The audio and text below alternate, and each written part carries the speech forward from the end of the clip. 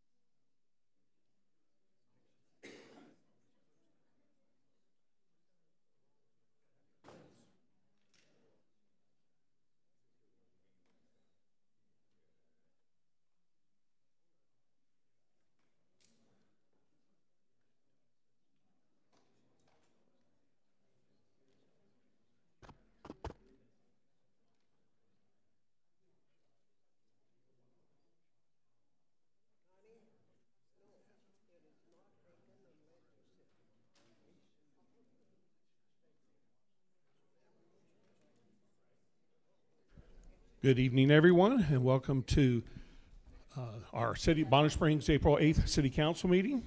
We're going to start off the evening with a couple of proclamations. The first one is for the 7 Days of Kindness. We'll have the representatives from there come on up. And would you like to mention your name and kind of give a little information about 7 Days of Kindness? My name's Ruth Biggis, and I'm with 7 Days. We're a Kansas City-based nonprofit that overcomes hate by promoting kindness through education and dialogue. And we were created 10 years ago when 3 people were killed outside of Jewish facilities by a white supremacist. But that was not to be our mission. Our mission is to really get out there and teach kindness, work with youth in the schools. And this is our 7 days, beginning of our 7 days on Wednesday. So we thank you. Bonner Springs has been a 7 Days Kindness City. So remember that as you go on through the evening tonight. And I do want to extend an invitation to you. We have our first ever Community Kindness Festival on Sunday, April 14th. It's free. It's at the Jewish Community Center.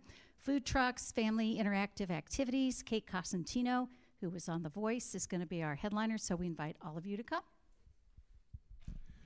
Thank you. We do have a proclamation to read. Whereas 7 days, make a ripple, change the world, overcomes hate by promoting kindness and understanding through education and dialogue, and whereas 7 days encourages all people to participate in activities that promote and practice kindness, and whereas 7 days in 2024 commemorates its 10th anniversary, focused on teaching kindness, making a ripple to change the world, and whereas 7 days 2024 begins its events on Wednesday, April 10th with the Kindness Breakfast, and whereas 7 days continues its daily themes of love, discover, others, connect, you, go, and onward to bring people together to overcome hate with acts of kindness, and whereas the memories of 3 wonderful and unique people, Reed Underwood, Dr. William Coperan, and Terry Lamano, will be honored through kindness and understanding, and whereas 7 days expands its acts of compassion, acceptance, and understanding to those who gather, and whereas the City of Bonner Springs fully supports and encourages all residents, businesses, organizations, and visitors to come together during the 7 days to act more kindly and be more understanding of differences, thereby making the world a better place, one ripple at a time. Now, therefore, I, Tom Stevens, Mayor of the City of Bonner Springs, Kansas, do hereby proclaim April 10th through April 18th, 2024 as 7 days of kindness in Bonner Springs, and urge all citizens to encourage its acts of kindness throughout the week and remember the events of April 13th, 2014, not only for the losses of that day, but also for the significance of the powerful, enduring vow to overcome hate with kindness.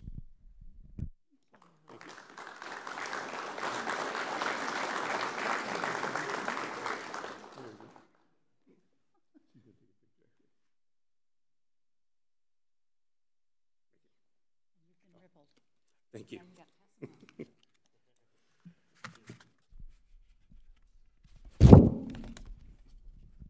Up next is the National Library Week.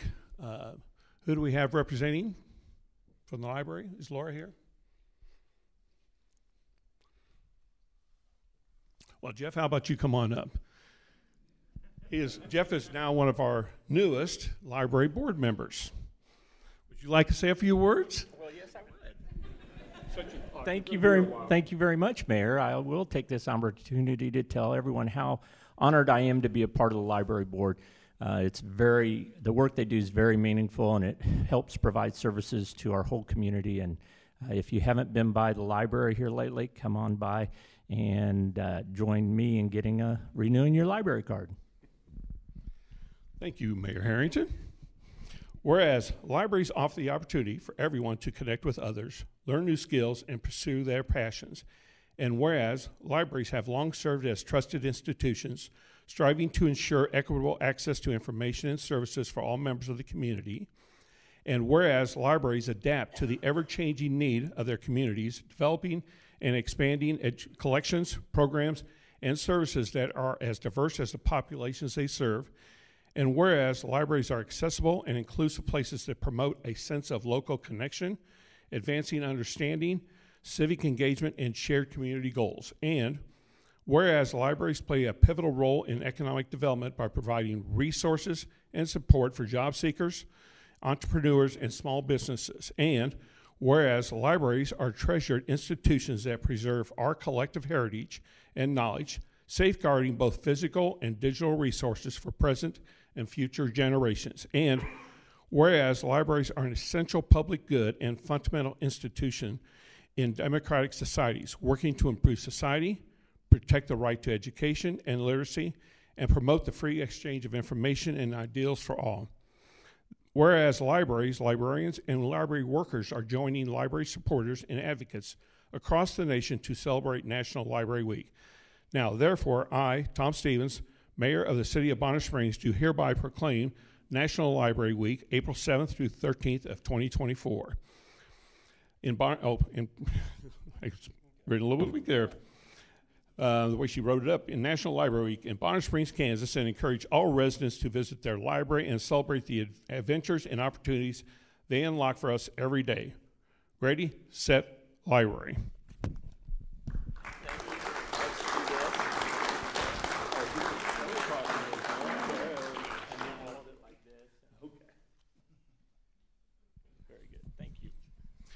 And then as we get ready to actually start the meeting, if everybody would like to stand for the Pledge of Allegiance and then remain standing for a moment of silence.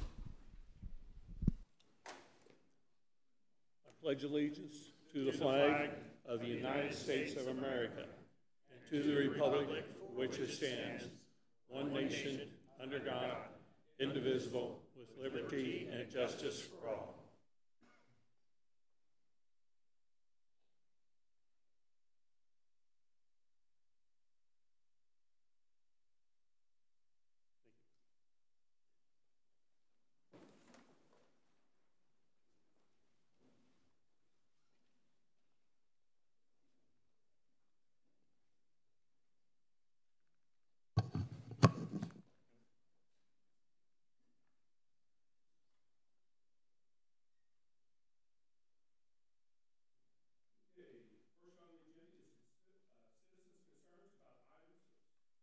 First on the agenda is citizens' concerns about items not on today's agenda. This is a time for the citizens to be able to come up and address their council on any matter that is not on tonight's agenda. Is there anybody who would like to speak? Seeing no one, we'll move on with the consent agenda.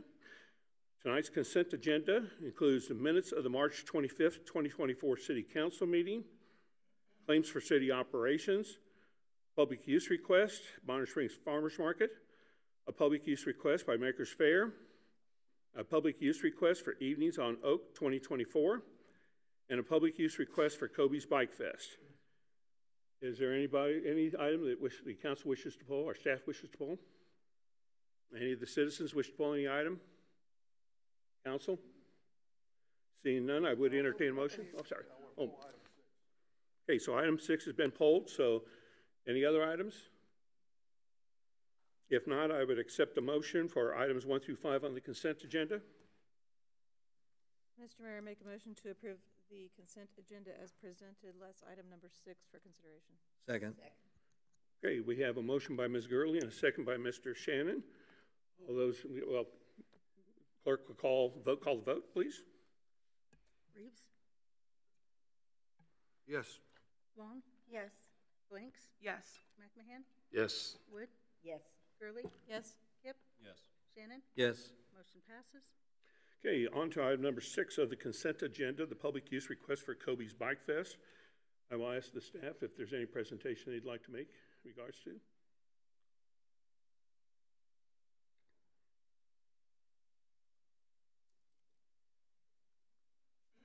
Good evening, council members. Megan Gilliland, I'm your Economic Development Coordinator and the one who put 4 items, 4 events on your agenda for this evening. I understand that you'd like to discuss the Kobe's Bike Rally. This is an event that is, I would say, new to the city of Bonner. Scott Kendrick, who is the new owner of Kobe's, went to all the downtown business owners and asked if they would be okay having a bike rally again in downtown. I guess it's something that they had done before or that Kobe's had done before. He has not done it. They were all supportive of it, and in fact, they said it might be good to put it in underneath the Small Business Association, that is Downtown Forward is their official name. They're the ones who help put on all of the events in downtown.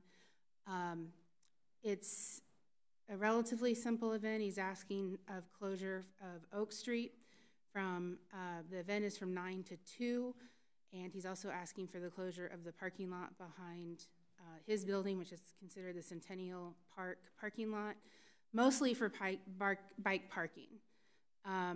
They have a few vendors that they think will be interested in participating with the event, and I said I would help with the placement of vendors.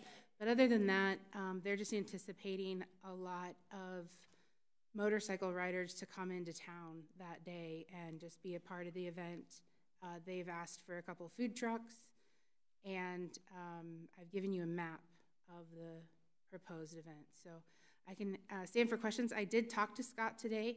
I asked him to be here, and he said he was planning on it, but his cook called in sick. So he is flipping burgers at Kobe's right now, but I can answer some questions for you. Yes. Well, hold on. Well, I was going to say, it's for public comment first, so. Okay, go ahead. That's fine. Anything else from staff to add to it? With that, is there any of the citizens would like to speak on this item? Seeing none, I would go ahead and entertain a motion. Mr. Mayor, I make a motion to approve the public use request for Kobe's Bike Fest. Second. We have a motion by Ms. Gurley, a second by Mr. Shannon. And now we'll go ahead and start down here with you, Mr. Reeves. Yeah, I'm for the bike rally. I just am misunderstanding, I guess, what time is the common consumption area open during that day? Does it start at 9 a.m. in the morning? You know, we did not discuss specifically the hours of common consumption. I don't think it would be an issue to push it back. You know, to our other events on there all start around 10, like the Makers Fair. Evenings on Oak is obviously an evening event, but we could certainly push it back. I mean, I don't think there'd be a big issue with that. I'm not opposed to having this event as is. I just thought that 9 o'clock in the morning might be a little too early to get everybody to start drinking. I just need to talk to the three liquor license applicants that would be involved, and we can set an agreed upon time. I would appreciate that. Mm-hmm. Certainly. No questions. Mr. McMahon, anything? Just one point, and Scott's not here, so Megan, Yes. thank you for standing in the front line. As far as security goes, is Kobe's providing Yeah, he'll provide. some degree of security or all security, or we're gonna maybe have a couple of our local police officers working in conjunction? with this I will event? talk to him about providing that. I know there's a couple people that are participating as kind of event organizers. We could certainly set them up as well. Right. But he was thinking, when we first started talking about this event, he thought 500 motorcycles. He's now upped it up to about 750. So we'll make sure that we've got, of course, I will ask the police department to help patrol, as I always do. But we'll make sure that we have security in place as well. Yeah, excellent. That answers questions. No, I don't have any more. Nothing. If there's nothing else, I will call for the vote. City Clerk?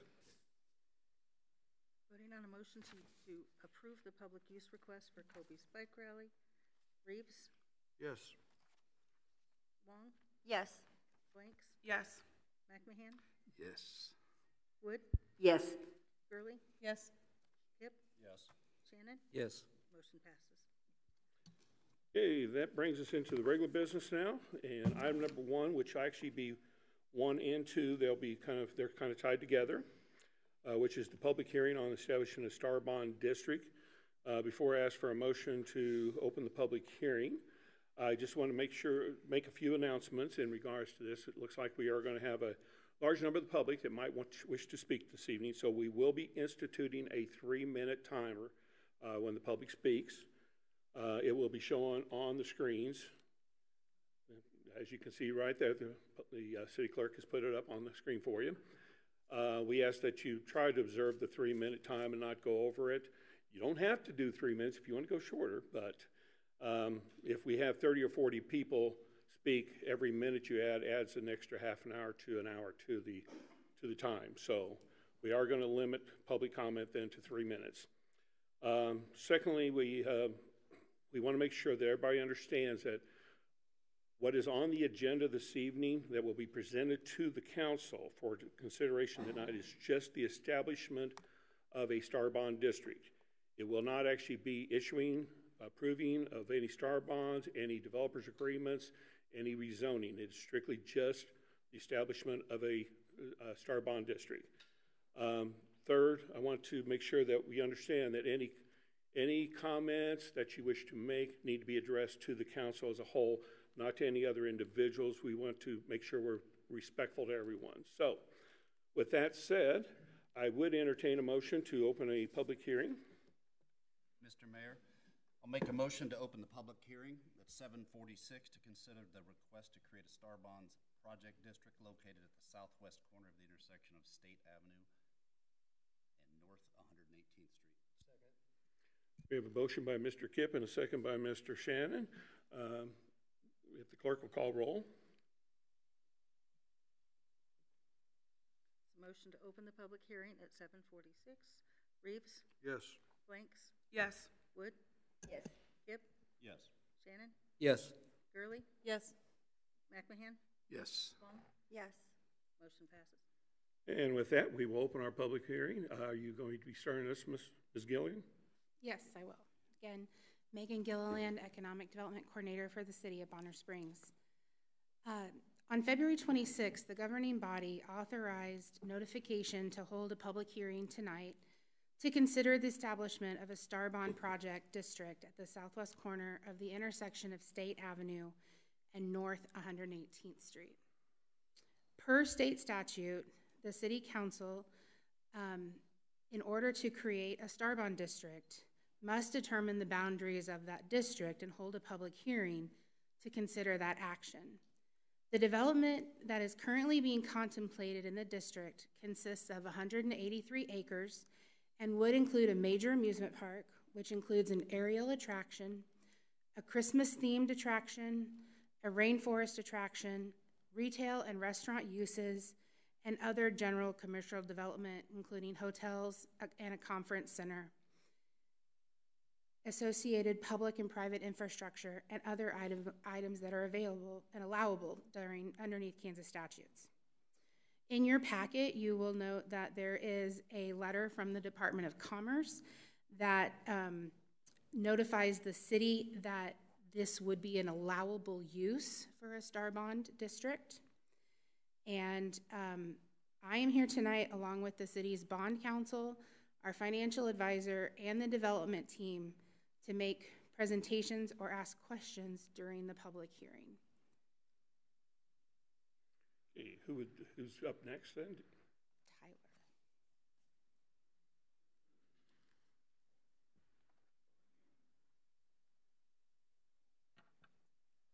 Good evening, Mayor and Council. Tyler Ellsworth with the Kutak Rock Law Firm. We are the city's bond counsel. And in that role, we do a couple of different things. One aspect of that role is to assist city staff and you as the governing body in preparing the proceedings to consider this request for Star Bonds. The other piece of our role is really to represent the city in negotiating the terms of any incentive or any development agreement that the city might enter in connection with the project or the Star Bonds that have been requested or any other economic development incentive. So I want to keep my remarks brief, but just wanted to point out two items at the start of this public hearing tonight. One is to reiterate what the mayor already said about the city not committing to anything with the action that they're taking through the ordinance that is the next item on the agenda. As Ms. Gilliland said, the purpose of the ordinance in one part is really to determine the eligibility of the potential project to be financed with the Star Bonds incentive tool. So one aspect is to determine eligibility. The other aspect of the ordinance that you're being asked to consider this evening is, just as she said, to draw a boundary on a map determining the extent of the potential Star Bond District. We're not agreeing to issue bonds at this point. We're not agreeing to any particular level of incentive or dollar amount. We're not committing to anything. We're just taking this step, which is one small step in what will ultimately be a very long process if the city proceeds with considering this request to issue the bonds. So that's item one. Item two is just to briefly provide an overview of what Star Bonds are and how they work. And in a moment, David Arterberry with the city's financial advisor, Stiefel Nicholas, will provide a little bit of background about how Star Bonds are structured and certain due diligence considerations. But first, just at a high level, the way Star Bonds work, the city issues bonds, and the proceeds of those bonds are used to pay certain eligible costs of the project. In this case, the request is to pay for certain infrastructure costs and certain costs of the amusement park itself.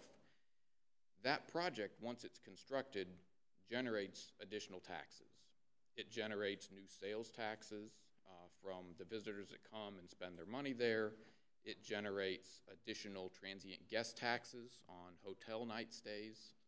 And those additional sales taxes and those transient guest taxes potentially are what the city uses to repay the debt service on the bonds over potentially a 20-year term. So the project essentially generates these new tax revenues, uses those new tax revenues to repay the debt on the bonds that it issued. And those taxes, instead of being paid as they normally would be to the state of Kansas, to the city, or even the city's portion of the county sales tax, are captured by the activity in that district and redirected to pay the debt service on those bonds. So with that, I'm happy to answer any questions now, any questions that come up during the course of these next two agenda items, but I'll introduce Mr. Arterberry with Stiefel.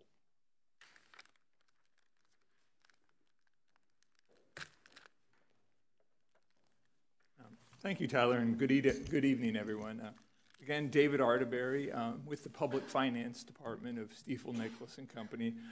We served for a number of years as the city's financial advisor. You're probably most used to seeing me up here when the city's issuing general obligation bonds, like the bonds that were issued to renovate this building and to build the police facility next door. On those transactions, we work with the city to structure the bond issue and to sell the bonds and to get the rating on the bonds. Star bonds are different. As Tyler was explaining, star bonds are not paid back with property taxes like general obligation bonds are. They're paid back primarily by the incremental sales and transient guest tax that would be created or generated in this district. Because the star bonds are different, our role in the transaction is a little bit different. So instead of helping to sell and structure the bonds, we will spend a significant amount of time working with the city to complete the due diligence on the transaction and to evaluate the financial projections and proposals that the developer puts forth. Some of those things include checking on the past experience of the developer, what other projects have they completed, what sort of incentives have been provided to other projects. We'll look at things like where is the financing for the project coming, not just the financing that would be provided by a star bond issue, but all of the other financing, the equity that would be provided, any other loans that they might be getting, would review all that information. A lot of our time will be spent looking at the financial projections related to the project, the projections that they prepare. The Department of Commerce is having their own analysis done. We'll review those projections. And in all likelihood, whoever is actually purchasing these bonds will also want to have their own independent projections prepared. So we'll review all those to make sure that, that they're consistent and that, in our opinion, that they're reasonable. Finally, what we'll probably do is we'll work with the ultimate purchasers of the bonds to make sure not only do we understand the credit and the projections and the numbers, but our understanding, the city's understanding of it, is similar to the bond purchaser's understanding. We don't want there to be any confusion between what the project looks like from your perspective and what it looks like from the potential investor's perspective in the bonds. So this is a big project, and it's an exciting project.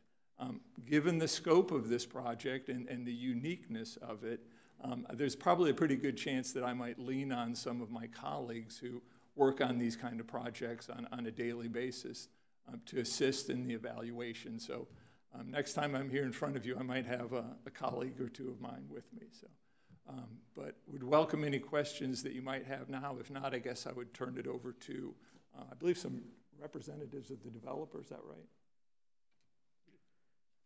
Thank you, Mr. Arterberry. Thank you.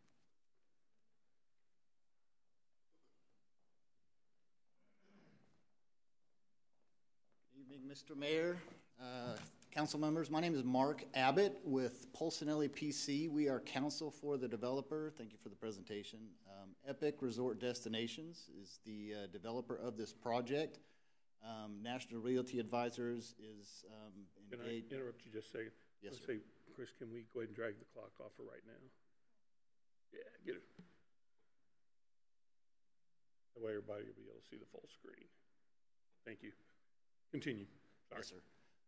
National Realty Advisors, also on board as a consultant. This is going to be, the project will be known as the Mattel Adventure Park Project. There will be a number of components that we anticipate being involved in the overall development of this project. The primary feature will be the Mattel Adventure Park. We go to next slide, please. So we have the property under contract that is outlined in red. There are 4 parcels. It's approximately 180 acres. And before we go to the next slide, so if that's situated as the name of the Starbond District suggests, is at the intersection of State Line and 118th. Next slide, please. So the project, and I'll go ahead and point out the different directions and the different components that are here. Again, Mr. Mayor, as you accurately described and as Tyler repeated, the single action that we are here tonight is to consider, does the city want to consider establishing a Starbond District? This is probably step 1 in a 100-step process. And what the consideration tonight is, does city want to set the stage on which this project could be developed? So the actual specifics of what, we have some ideas of what the likely components are going to be, but when it comes down to the final development agreement, there are no rights, no duties, no obligations being set tonight. It is just, is the city interested in setting the stage to learn more about this project in the future as future action items come up for city consideration? So if we're the picture's kind of oriented this way. The top of the picture where the RV park is, that is the westernmost portion of the project. So that is an RV park that comes in off of State Line. And then if we go around, we can start at the bottom right-hand corner, which is the northeast corner of the property, if you can kind of think of the red outline before. So that would be the intersection of State and 118th. So there would be a hotel and a conference and event center that is anticipated for that area. And again, this is a preliminary depiction, but the direction in which we're headed and the various components that we are trying to target to develop on the entirety of the site is represented here. Moving then clockwise, there is a retail area that will be known as the Frontier. One of the design characteristics that the developer is going with is that this entire transaction have a Kansas flavor to it. That individual sites will have references to Kansas, to Kansas historical items, to other items of interest, so that the entire state will be able to be recognized through this project. Continuing clockwise at about 9 o'clock is Take Flight. That is the aerial balloon that is located above about a 10-acre lake that will be at the center of the attraction. Moving further counterclockwise, that will be the Adventure Park, the Mattel Adventure Park. Further on at about 1 o'clock will be a rainforest attraction, which will be an indoor attraction. There will be live animals inside, as well as a restaurant and other attractions in that facility. Further on is the Christmas Village, where we anticipate there being outdoor ice skating during the colder months. And then again, the last one being the Landing, another hotel and outdoor kind of retail area. And that is an initial idea of how we envision the entirety of the project being developed. But again, tonight, the only action that we're requesting that the city consider, and this just takes us to the last slide, is to consider adopting the ordinance that would establish the district to create the Starbond District. Happy to answer any questions. Thank you.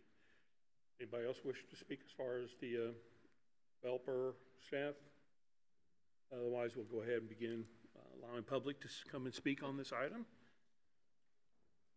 Anybody from the public would like to wish to come up and speak on this item at all?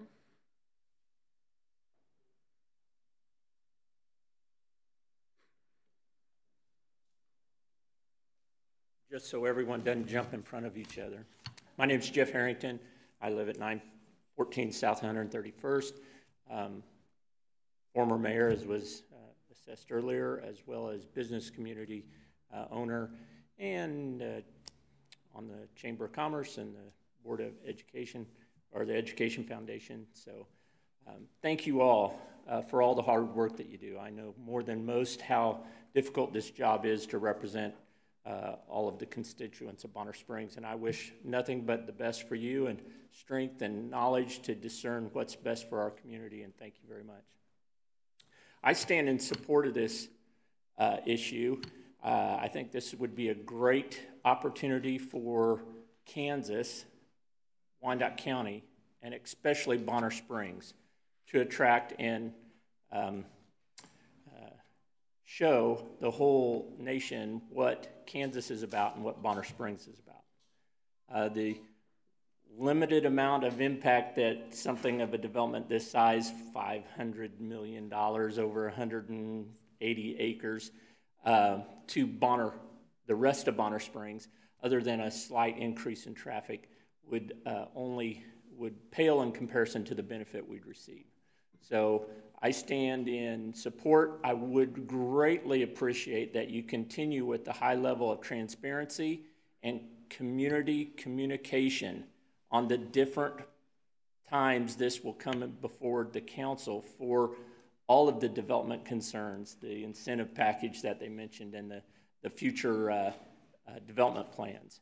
So I would greatly appreciate that, and rescind the rest of my time to the next speaker. Thank you. Thank you, Mayor. Next. Hello, Mayor, Council. Jordan Michael Tyner Mackey, 120 Emerson Avenue, Bonner Springs, Kansas, former city councilman. A couple concerns that I wanted to bring up. Last time, or the previous, I guess, 2 times that we've had developments come here, my worries have been utilities, police and fire, and community involvement. I would like to emphasize or put emphasis towards the developers and anybody involved. It's my understanding that they already own the property. So if they have representatives that are willing to join our Chamber of Commerce, try and be as involved in our school district as much as possible. As Mayor Harrington had mentioned, I stand for this project as well. I think it's an excellent opportunity for us. I just want to make sure that we're not seen as the small town that's going to be pushed to the wayside so that they can do as they wish. You guys have done excellent with the communication so far. Please continue to do so. Before I finish with my comment, does anybody know about the utilities and to whom the franchise agreements would go to, or who the project will be using for utilities? As in BPU, Bonner Water, Atmos, Evergy. Do we have any way to? Some of those details are yet to be worked out, are they not? Those still have to be worked out? Yeah, some of them are. Those details are still being worked out. Okay. As well as, I presume, probably police and fire presence and any incentives or help with our local police and fire that they'll need for that? That will be part of what they will, the negotiations will include is how we balance the incentives versus the wants and the needs of the community. So we don't do any harm to the community as a whole. Excellent. Thank you, Mayor and Council. Appreciate you guys. Anyone else wish to speak?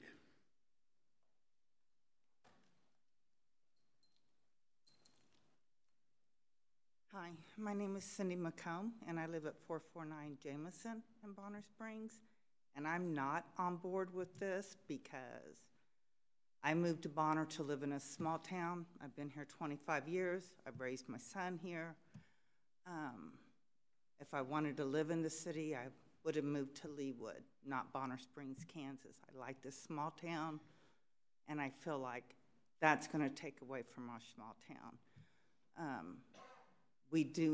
If they're going to do this, we're going to have more police. We're going to have, of course, our taxes are going to go up even more than they already have. I'm really not a speaker, but I did feel like this needed to be said because I know a lot of people that live in Bonner that agree with me. We didn't move here for this. Thank you. Thank you, Ms. McComb. Anyone else wish to speak?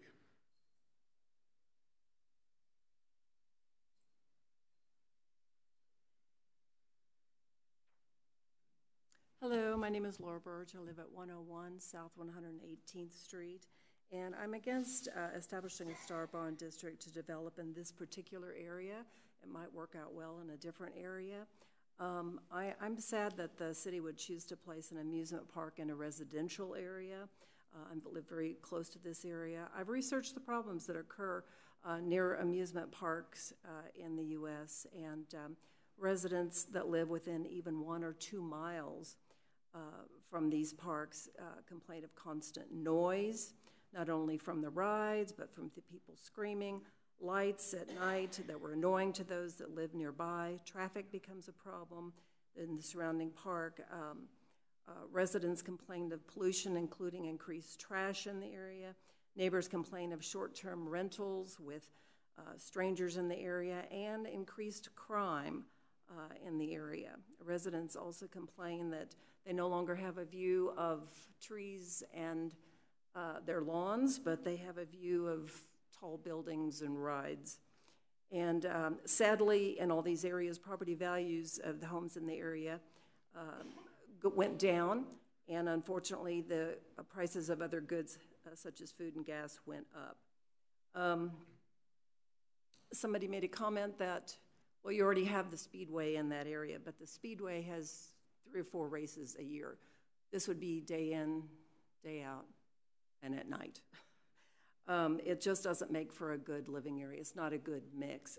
If this was in an area that was away from where people lived, I could be supportive, but it's not something that I just would be surprised if any of you if you found out that the amusement park was going next door to you, would be very excited about it. So I do know a lot of people that live on 118th Street feel the same way. However, I'm just representing my opinion tonight. Thank you. Anyone else wish to speak?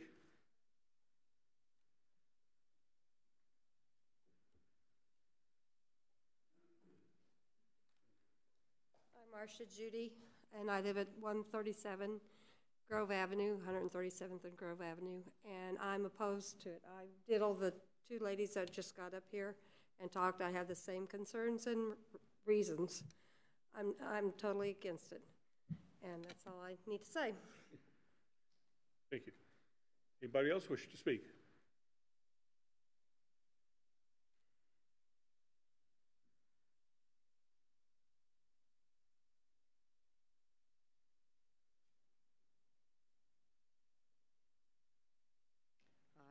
My name's Karen Sled. I had no intentions of speaking tonight, but I don't really know enough to know whether I'm actually for or against this. I have to admit that I'm really almost against about where the location is.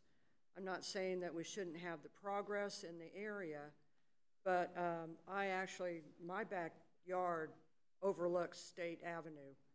I'm kind of more down around, we've got well, at the time, the Renaissance, we've got the concerts, we've got the Speedway. Right now, State Avenue alone is an absolute mess because of all the construction that has been going on already anyway. We have to take parallel to get in and out of a neighborhood if we get back in there now. my concern is, and you talk about a slight increase in traffic, you must not be expecting very many people to go to the amusement park. Because I'm kind of thinking if there's an amusement park. I was going to make sure all comments. Oh, are I'm sorry. to the That, council, please. anyway, that there's going to be a lot more than just a slight increase in traffic. And so I guess that's probably my biggest issue, is that the traffic, whether they're going to do something with the roads, and if there's more than one thing going on, and the amusement park's going to be kind of ongoing all the time, it's going to be bad out there. My thing would be maybe just to look to see if there's some place that isn't quite as congested as that one corner. Otherwise, I don't really care about the progress. I'm just more upset maybe about the location. Okay, thank you. Thank you. Is there anybody else who wish to speak this evening on this item?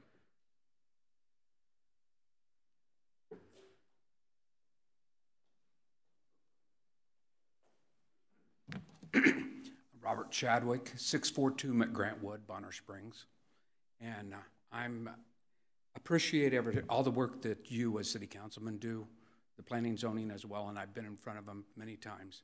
But this is an opportunity that I see for Bonner Springs to shine.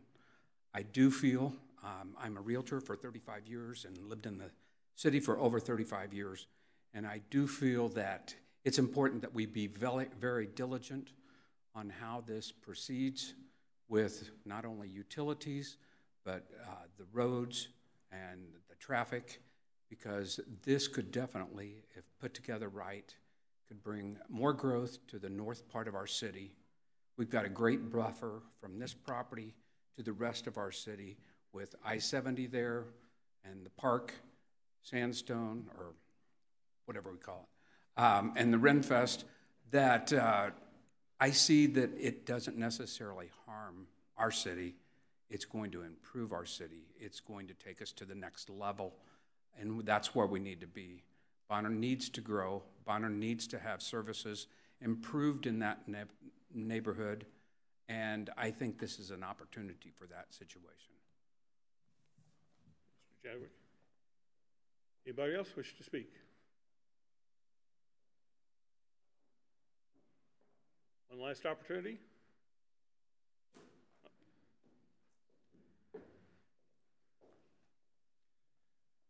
Mayor, Council, my name is Paul Barrett, Union Bank and Trust and Treasurer for the Chamber. So I have support for the project. There's a number of reasons why. I won't go into detail because it's my understanding this is just about hearing for the boundary for the Starbond District. We'll get into the details later for approval and what to do, as former mayor said. But I stand in favor of this. I've talked to two large companies that would have an opportunity to work on this project that are located here in Bonner. One is Wilkerson Crane, the other is Burkle. They both given me the opportunity to say they're for this project and look forward to having the opportunity to do work in their backyard. So again, I know your job tonight is just to determine what the boundary would be for this Starbond District, and then we'll get into the details as the developer can put those together and go through the Planning Commission and to the City Council again, once those details are ironed out. Thank you. Anyone else wish to speak?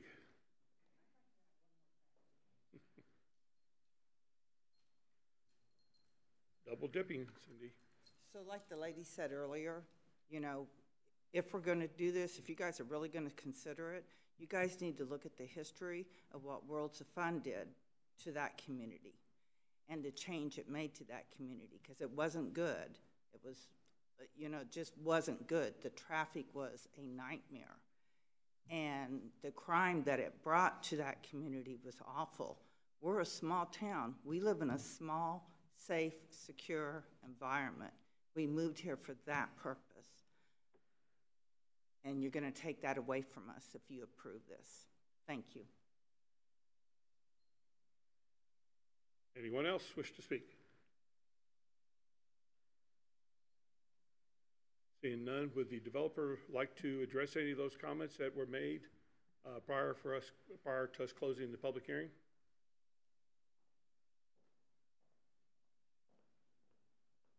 I think, again, Mark Abbott, I think as the project is more fully refined and some of these issues are addressed, some of these issues are discussed with and negotiated with the city, we'll be in a better position, but no specific responses at this time. Sir, I'm having a hard time hearing you there with the microphone. It's on, but yeah, you're tall, so you might have to bend down a little bit.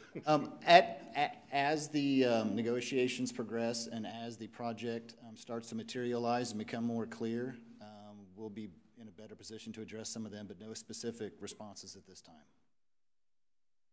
Thank you. If there's nothing else from anybody from citizens, I would entertain a motion to close the public hearing. So move.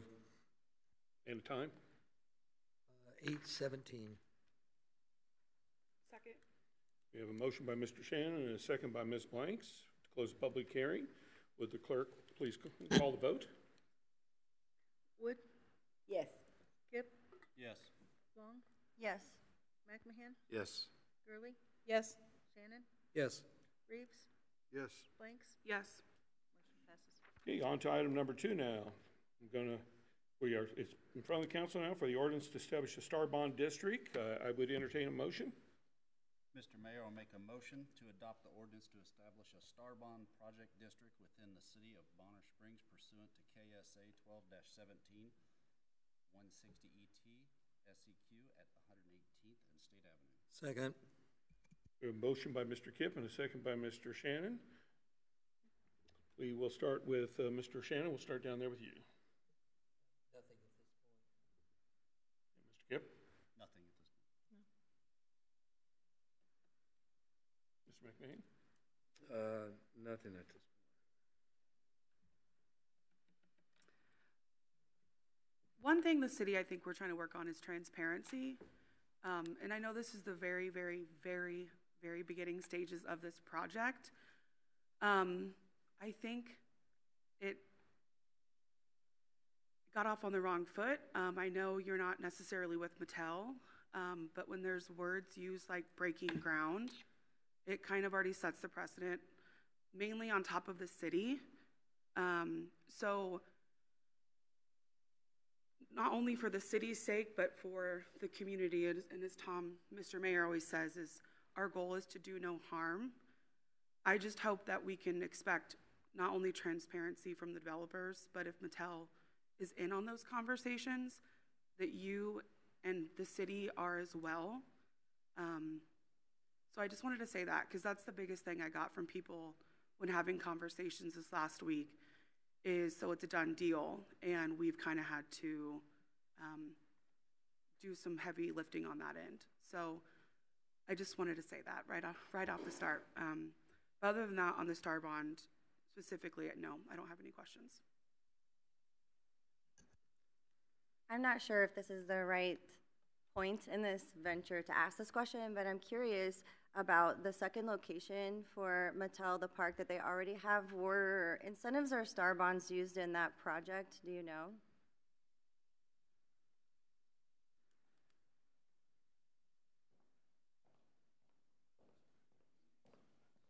At that location in Glendale, Arizona, star bonds are a incentive unique to Kansas. Yeah. So were there other incentives used? Sorry, I do remember that. Sure. So the exact mix of incentives is not going to line up with between that location and this location. There's the types of programs between the two states are different. And I'm having just a little bit of trouble. I'm curious why a company like Mattel, though I'm in support of the project and I think it's great for our area, why they would need public funds to do a project like this. I mean, do they have a list of reasons or something that we'll see later on? Is that going to be something that we talk about later in the process? Absolutely, that will be something that is talked about, and that when both when Stiefel does the financial analysis and when CUTAC does their piece too to determine what the appropriate incentives are for this project, and then getting city staff to a point where the package is something, hopefully that they can recommend. That absolutely will be a conversation that occurs in the future. Thank you. I wouldn't go too far. Yes, sir. Mr. Reeves? Before you go away, yeah, project's roughly $500 million. Yes, sir. What portion of that do you foresee looking at to be supplied by STAR bonds? The amount that is still being determined. The report that the state prepares is still, that kind of gives an initial guesstimate of the amount of STAR bonds that could be issued. The revised version just came out today, still being, so we're still reviewing it, but we don't have an exact answer that we can provide to you tonight. Keep in mind when you're developing these plans that, you know, you're using money that could possibly be used elsewhere in the city, of course. So you have a lot of due diligence to take care of there to make sure you're spending that money wisely, and that you keep in mind things, you know, like fire stations and so forth, because those become important to you as well as the surrounding area of our city up there, as well as the county. So I'm just pointing those things out again because I want everybody to know that we're thinking about those, and I know you are too, but I want to make sure you know that we know, and so forth. So we're communicating back and forth here on that, and we'll continue to do that so as this thing possibly progresses. So thank you. Yes, sir. And as we have had some initial conversations with city staff, who I would like to recognize as appreciating their cooperation in discussing with us so far, that is one of the items that is being addressed, is one thing that is very important. So active discussions are occurring on that topic. Okay. Thank you. We can go too far. I don't know if this question's for you or someone else from the city, but us tonight, if we were to establish that the area is a STAR bond district, it doesn't guarantee that any STAR bonds will be issued. That's for another vote. Absolutely not. Perfect, thank you. No future approvals, no obligations. It just starting a conversation. Correct. Thank you. I had one more question. You'll get more time. I had one more question. Go ahead. While you're here. The area of the 183 acres, is that the total area that the owner, developer are planning on using it all, or is there more area that they're going to be buying possibly later on? Do you know? That is only the property that we have under contract right now that we are actively developing plans to develop now. I know of no plans to expand the district in the future at this point. The only reason I'm asking is because limiting the STAR bonds to that area, if you get outside that area, I'm wondering what we do then. There is a procedure to, once a district is created, to expand the district so that funds can be spent outside. But yes, for the 183 acres, we are comfortable that that will be suitable for our request to develop this project. Thank you, sir, very much.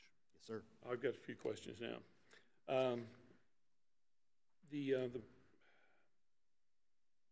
I think the STAR bond, we're just doing the district this evening, and I think that gives a tool, a possibility of some way we can potentially harness the energy and create the project. But I do want to make sure for the future coming forward that you understand some of the concerns, I think, from the public and the council as a whole. I know STAR bonds can be an effective tool. We can look just our neighbors here just to the east of us with the Legends, who paid their bonds off 2.5 years early. But then you have current projects in the metro area that's down south in the lower portion of the Johnson County area, who now the developer has defaulted on those bonds. Now, even though the city themselves is not responsible for that, it does hurt their bond rating, which means when we go out, Tyler goes out, David Arterberry goes out to place bonds, such as for road improvements and such, if we have our rating reduced, our Moody's rating reduced, it's going to hurt us with a higher interest rate on those bonds. So I want to make sure that coming forward, all the financials, we get a good financial statement, because based upon what we've seen here, there's a lot of showing how those bonds or those proceeds from different districts would help the project. There's only one in there that shows any type of sales forecast, sales revenue forecasting, but with no expenses associated with it, which when you got a $500 million project, but the sales show that almost $4 billion are going to be taken in over the next 20 years. I'm trying to understand where the financial need is, to make this project a reality. So I just want to make sure that we definitely have our residents who are going to have this project here. It's something to boast about, but at the same time, it is going to make life a little bit unpleasant for them. They need to make sure that we have some benefit that they see moving forward without, as the one lady spoke about, not having mill increases to pay for this project. So now, would you like to comment on that at all, or? No, fully understand the concern. Okay. You said you had a few more things? Yeah, just more on some of the ladies that came up earlier. I appreciate you ladies doing that. The pros and the cons. So Cindy, Laura, and Marcia, and Karen. Karen says she falls in the middle. To speak before everyone, and what you said was valid, right? But I mean, we're just at the genesis of this. There's a lot that has to happen before, we can even talk about breaking ground. So we're just talking, is this footprint's adequate? Is this the direction we want to go in? I think we really need to look into the future and how we're going to pass things on, because we're not getting any younger, right? And things that were brought up, it's legitimate, right? But this is what happens when you live this close to a city, right? And the small town flavor at some point in time begins to dissipate. And we need to be mindful of that. So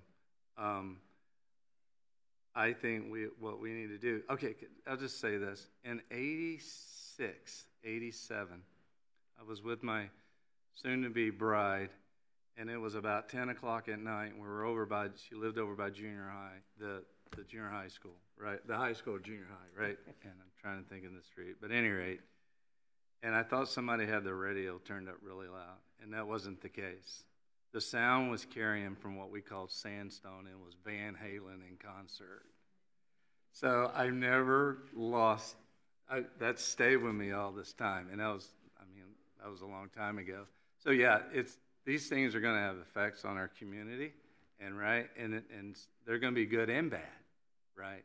So we're passing this on to the next generation.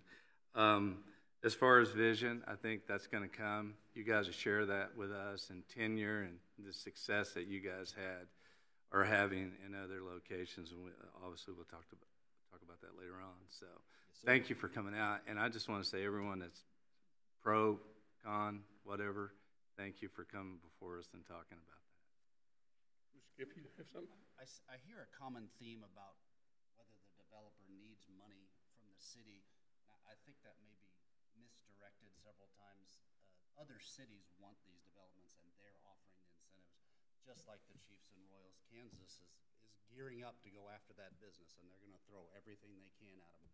So it's not that Mattel needs the money or these billionaires need the money. It's what's being offered. People want these developments, and more power to them if they can get it. It's no different than getting a discount and you're going to go to a different store because you buy that. So I think that comment is misunderstood several times. I think that's fair. Comment more for kind of defining what we're doing tonight, and if I'm stepping out, please tell me. It's not up to the council or the city staff to determine whether this project can go forward. If it fits the zoning, they own the property, they have the means, it can go forward. Tonight we're looking at developing a star bond district for big conversations about whether we as the city want to develop a relationship around tax incentives or bonds or things that would make it easier for the project. We don't have the right to say, no, you can't do this with your property. And I think we want to make sure we compartmentalize those decisions very carefully. There's a whole lot of things to be talked about. What we are doing tonight is not giving anybody any money if we approve it. And did you have something else? Oh, I might ask another question then, real quickly.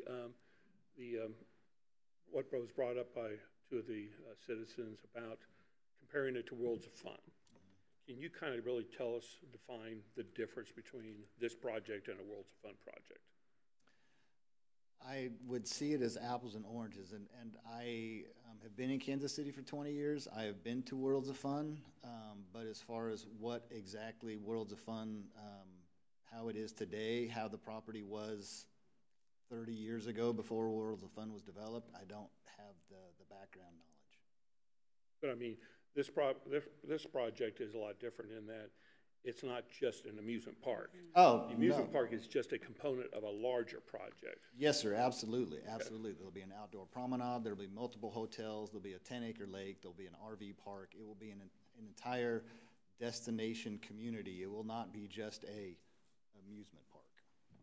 And I don't know if you have any projections on numbers about how many guests to the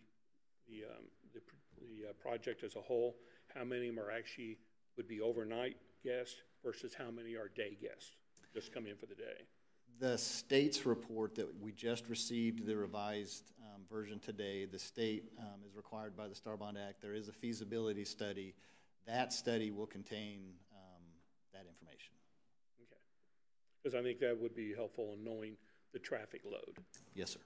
So, any other questions by anyone?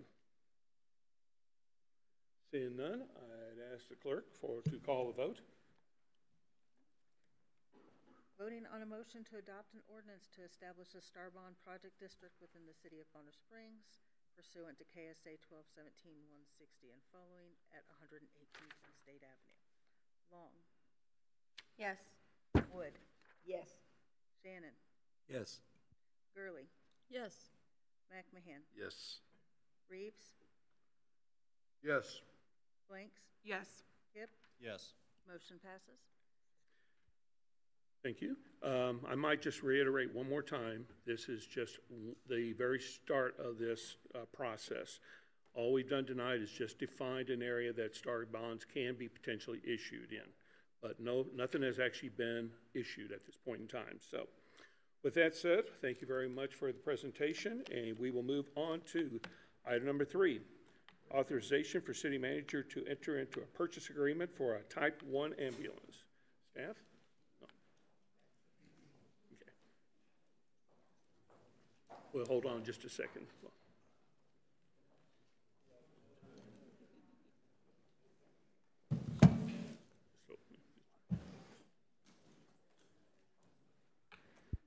Push through.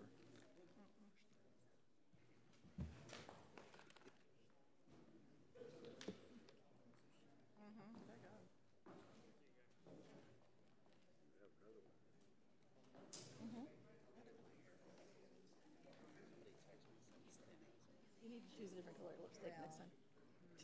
I always carry 3 or 4 shades. I'll do you better next time.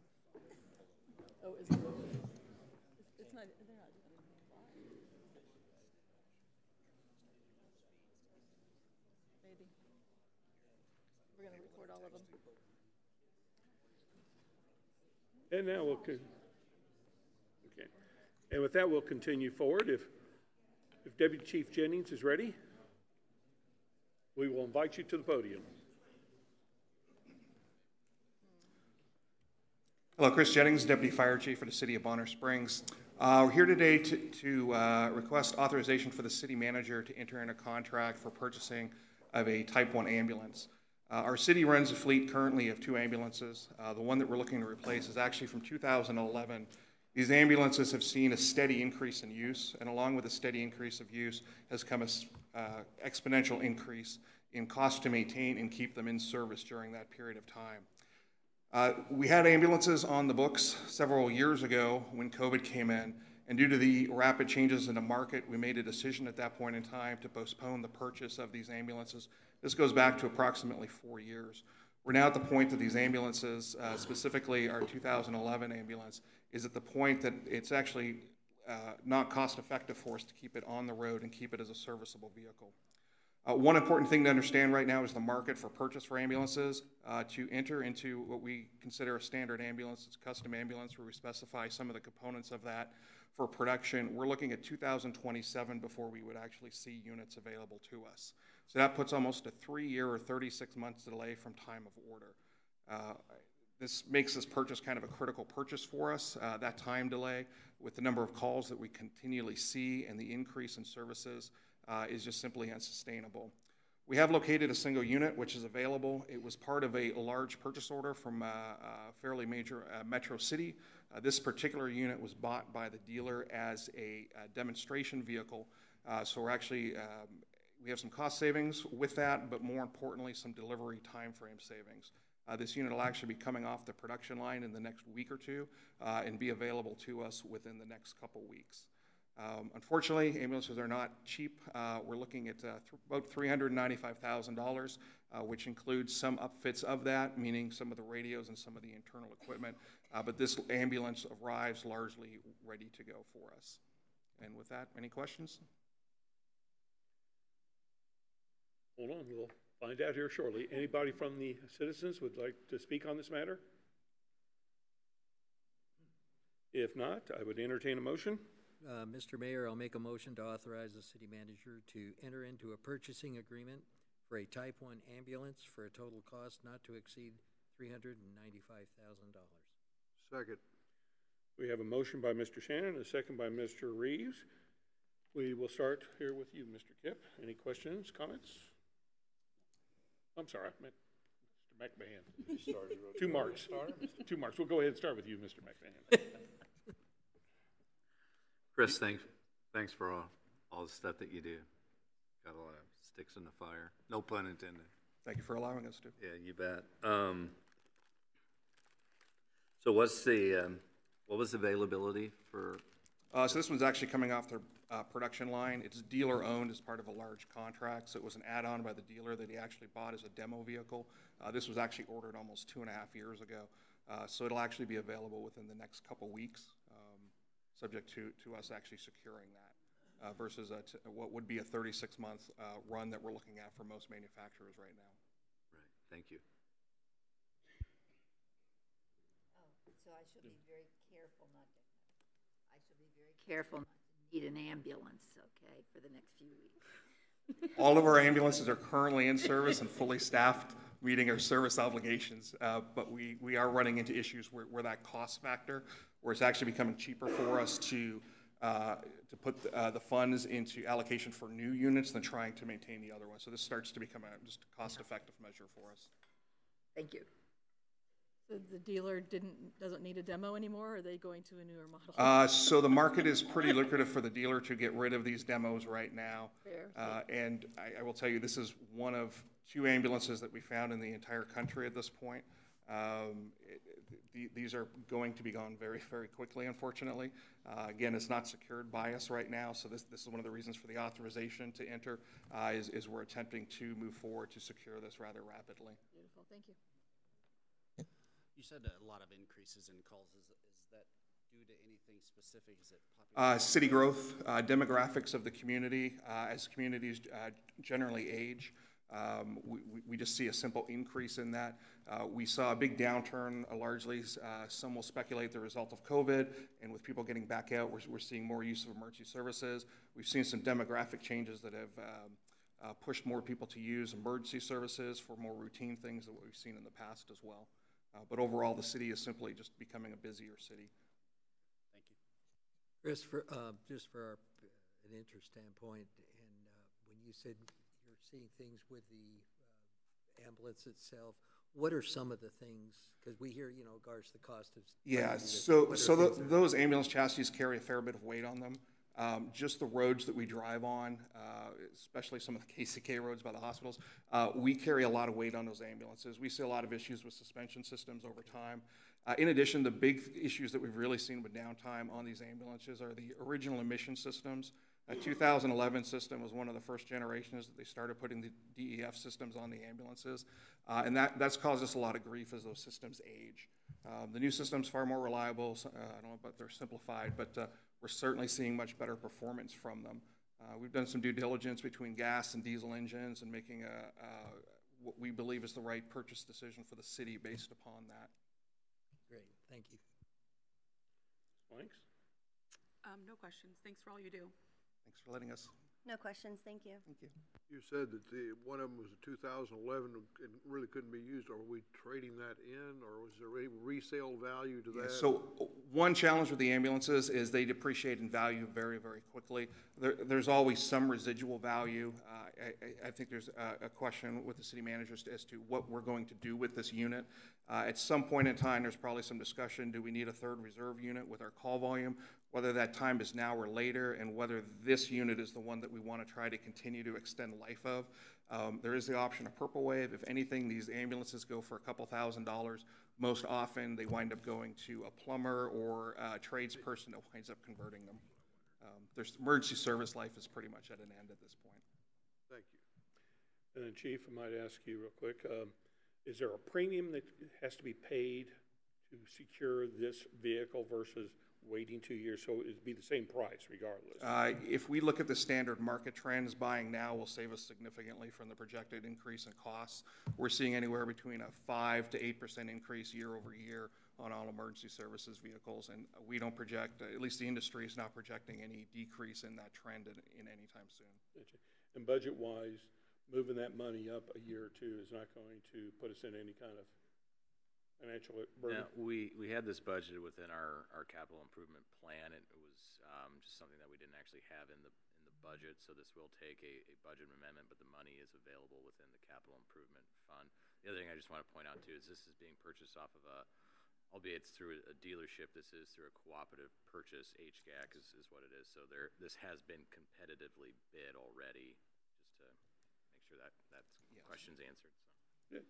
And it sounds like there's a good chance this unit will actually arrive before the new fire truck does. So the new fire truck supposedly is in town. However, there's end dealer inspections that go on with that chassis after that first long drive. So the actual date of acceptance for it is still yet to be determined, but that will be very shortly, and I'm sure you'll see it very shortly. It could be a close race.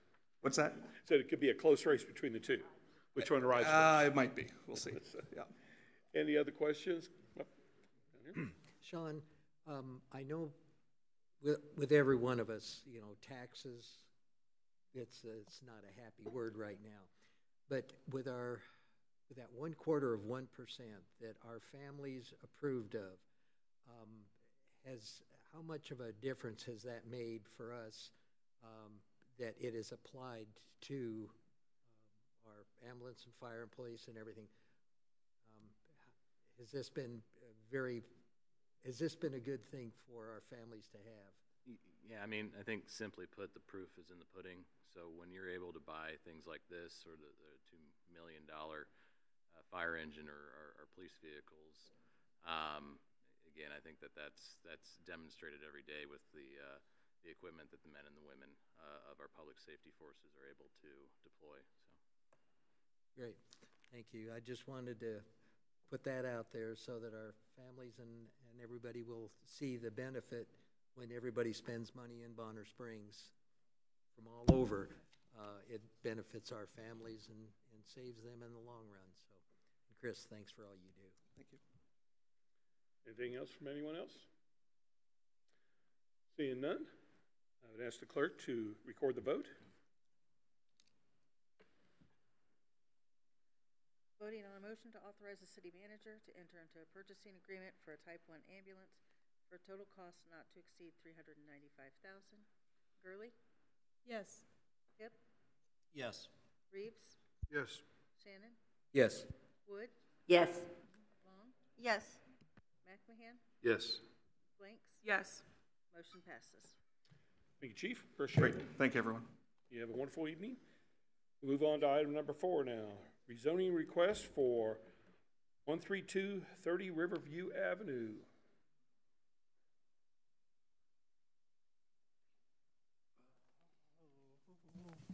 Good evening, Mr. Mayor and council members. Mark Lee, Community Development Director.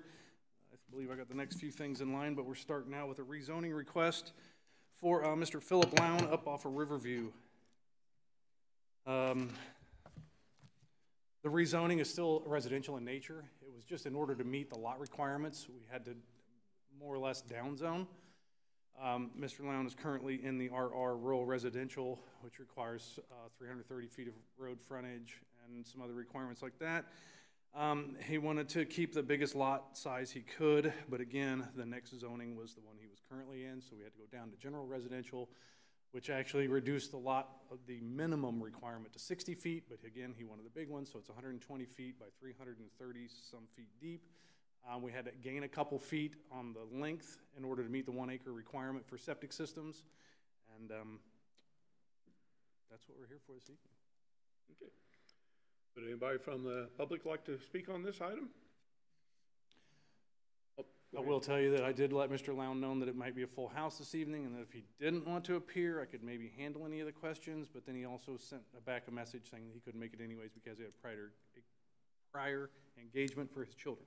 Sorry. Appreciate that. Once again, anybody from the audience, the citizens like to speak on this matter? Seeing none, I would entertain a motion. Mr. Mayor, I make a motion to approve a rezoning a portion of 13230 Riverview Avenue from RR Rural Residential to GR General Residential as presented. I'll second. We have a motion by Mr. Shannon and a second by Ms. Blanks. We will start down there with you, Mr. Reeves. Nothing here. No questions. No questions. No questions. No questions. This was a little hard for me to follow, I admit. Is this newly developed parcel for sale, for build, for For him or his For him. children. Oh, okay. He already